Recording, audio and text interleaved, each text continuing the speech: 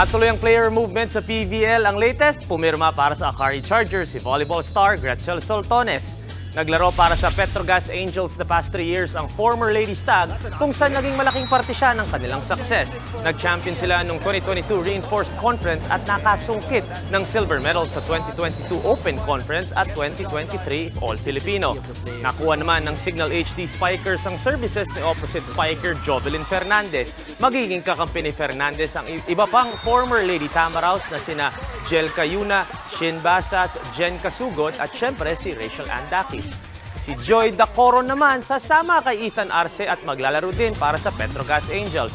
Bago lumipat ng F2 si Dacoro, nag-champion siya kasama ang Signal HD Spikers noong 2022 Reinforced Conference. At tuloy-tuloy ang player movements at mga transaksyon sa PVL. Siguradong marami tayong abangan pagbukas ng panibagong season. It's your sports Tito Mike Reyes. Peace and love. What's up mga kapatid? It's your sports Tito Mike Reyes. At huwag magpahuli sa mga umaaksyong bakbakan at harapan sa loob at labas ng bansa. Para sa mga pandinang sports news, mag-follow at mag-subscribe sa social media pages ng News 5. Alam nyo na ha? Peace and love.